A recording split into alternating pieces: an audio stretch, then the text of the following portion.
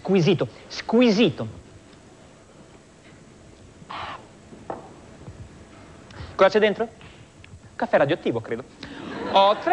Tre giorni fa, avete detto sui giornali, Silvio Berlusconi ha replicato ai giornali europei che erano preoccupati di un suo eventuale governo dicendo: io sono il migliore del mondo, nessuno ha un passato come il mio. Ora, da 2 mesi io sto invitando il Cavaliere a questo programma perché venga qua a fare una bella chiacchierata, ma lui non ne vuole sapere. Io gli ho scritto delle lettere, proprio, è 2 mesi che gli ho scritto, ma lui non viene. È un peccato perché se venisse, proprio la prima domanda che gli farei sarebbe proprio sul suo passato. Gli chiederei: Cavaliere, dove ha preso i soldi? Questo gli chiederei, ma perché non si sa, veramente, perché non si sa. Per fortuna però è appena uscito un libro, questo libro, intitolato L'odore dei soldi, un libro che fa luce su questi misteri, e ne parliamo col primo ospite di questa sera, l'autore del libro, Marco Travaglio.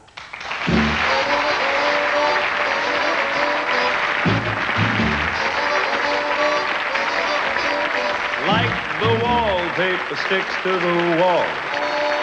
Like the seashore clings to the sea.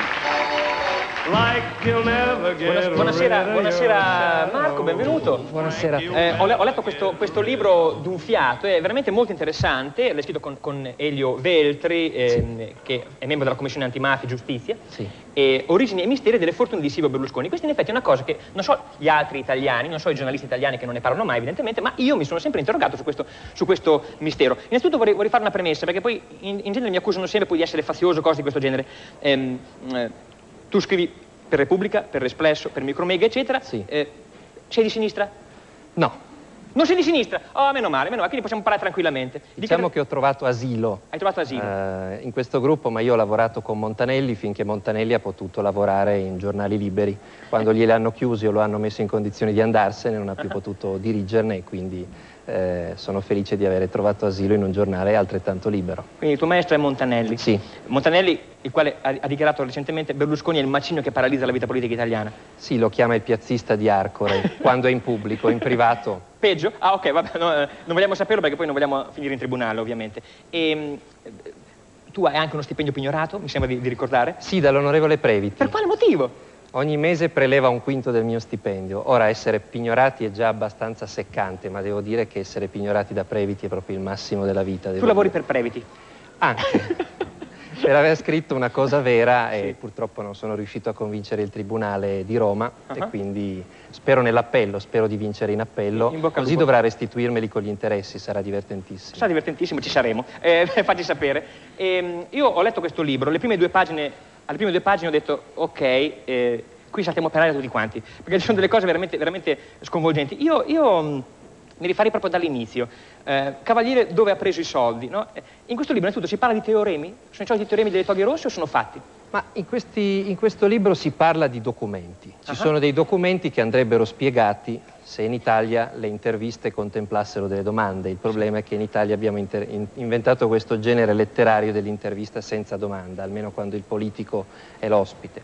E quindi nessuno lo chiede, ma è una domanda legittima. Qui c'è un dirigente della Banca d'Italia che viene incaricato dalla Procura di Palermo di fare una perizia. Giuffrida. Esatto, il dottor Giuffrida, tuttora per fortuna al suo posto, nonostante abbia subito alcune minacce pubbliche, il quale ha studiato i finanziamenti che negli anni 70 e 80 arrivavano alle 22, anzi 34 holding che compongono la Fininvest. Era 22 e sono 34, ho preso da questo libro. Ma perché inizialmente si pensava a 22, poi andando a cercare se ne sono scoperte anche 34. Cosa sono queste holding?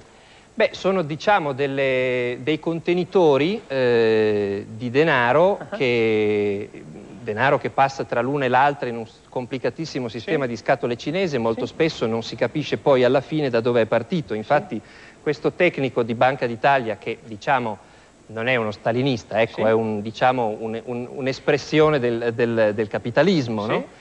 Ha cercato di capire da dove arrivassero questi soldi, perché ci sono 115 miliardi in 7 anni che arrivano in contanti. 115 miliardi dell'epoca, che sarebbero sui 500 di oggi, che arrivano in contanti, immagino in valigioni, in tir, non lo so come si trasportino. Questi soldi? Alla fine il dottor Giuffrida si arrende, alza le mani e dice provenienza sconosciuta. e quindi bisognerebbe conoscerla. Io credo che un uomo pubblico dovrebbe spiegarla, perché può darsi che ci fossero dei benefattori che gli continuavano a donare questi soldi in contanti, ma bisognerebbe saperlo. Ma i soldi che passano, diciamo, da una holding all'altra, eccetera, eccetera, non lasciano delle tracce? Cioè, non è possibile risalire all'indietro come pollicina e arrivare fino all'origine? No, il sistema franco-valuta, si chiama così, non sto a spiegarlo perché è complicatissimo, faceva in modo che il punto di partenza fosse inidentificabile. Tutto ciò poi era ancora complicato da alcune amenità. Il dottor Giuffrida, insieme agli uomini della DIA, quando è andato a ritroso alla ricerca di questi finanziamenti, è andato a cercare la documentazione presso banche. E presso queste banche alcune società non risultavano nemmeno essere mai esistite. Poi si è scoperto perché. Erano state, per errore, classificate come negozi di parrucchiera e estetista. Ora, l'idea che Berlusconi, tra tutto quello che ha, abbia anche delle società di parrucchiere e estetista era veramente troppo. Infatti gli è stato detto: ops, ci siamo sbagliati, non erano parrucchieri ed estetisti, erano società finanziarie. Che banche erano queste banche? Beh, una, la più famosa, è la Banca Rasini, quella dove lavorava il padre del cavalier Silvio Berlusconi. Che ruolo aveva nella Banca Rasini il padre di Silvio Berlusconi? Credo che cominciò da impiegato e poi divenne, se non ricordo male, direttore generale. Ed è una delle banche che è indicata dai giudici di Palermo come quelle utilizzate per il riciclaggio del denaro della mafia. Noi siamo morti in questo momento, vuoi dirmi? Quante querele vuoi prenderti, se no smettiamo. Beh, il libro è interessantissimo, è meraviglioso. Tu hai avuto minacce dalla pubblicazione di questo libro? Non ancora. Non ancora, ok, perfetto. Poi fammi sapere. Ho saputo alla libreria di Fiumicino che un omino di bassa statura, Solerte, era passato a comprare tutte le copie che c'erano. Stampatene di più, no? Così loro le prendono e voi guadagnate. Infatti noi ristampiamo, loro ricomprano e vediamo chi si stanca prima. Beh, è stupendo. Una cosa che di cui mi sono sempre interrogato è questo. C'erano alcune società che erano, voi le chiamate nel vostro libro siringhe monouso, tipo la Palina, eccetera. Fanno una sola operazione, no? Sì, nascono e muoiono. Perché? Cioè partono dei soldi dalla Palina, passa holding 1, 2, 3, e poi ritornano alla Palina. E perché? Poi ritornano all'origine. Questa è una delle cose più incomprensibili che si sia trovato ad affrontare questo povero tecnico. Nei giroconti così? Sono delle cose che nemmeno un tecnico di alto livello come questo riesce a spiegare, per cui alla fine si arrende. La Procura di Palermo convocherà, anzi credo che abbia già convocato, ma la cosa è slittata dopo le elezioni, il cavalier Berlusconi, perché può darsi che tutto ciò sia assolutamente lecito. L'importante è spiegarlo. È giusto, L'importante è spiegarlo. Lo spiegherà, giusto? Bisognerà spiegarlo. Facciamo un appello, no? Facciamo un ulteriore appello, bisognerà spiegarlo.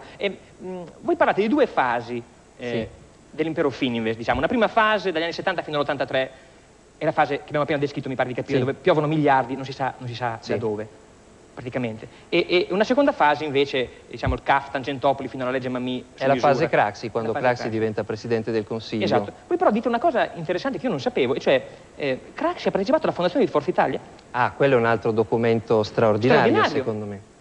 C'è un piccolo democristiano milanese che si chiama Ezio Cartotto, che viene ingaggiato da Marcello Dell'Utri. E Marcello Dell'Utri? Marcello Dell'Utri è il braccio destro di Silvio Berlusconi, palermitano, l'uomo che nel 1974, quando Berlusconi ha bisogno di uno stalliere, va a Palermo, prende un boss mafioso, glielo porta a Milano e glielo mette in villa per 1 anno e mezzo. Si chiamava Mangano questo boss, è stato poi processato al maxi processo di Falcone e Borsellino e poi è stato condannato all'ergastolo per traffico di droga, mafia e omicidio. Ed era in rapporto con Dell'Utri fino almeno al 93-94. Chiusa la parentesi, stavamo dicendo Dell'Utri... Hai fatto la parentesi da niente? Ci bevo un attimo su.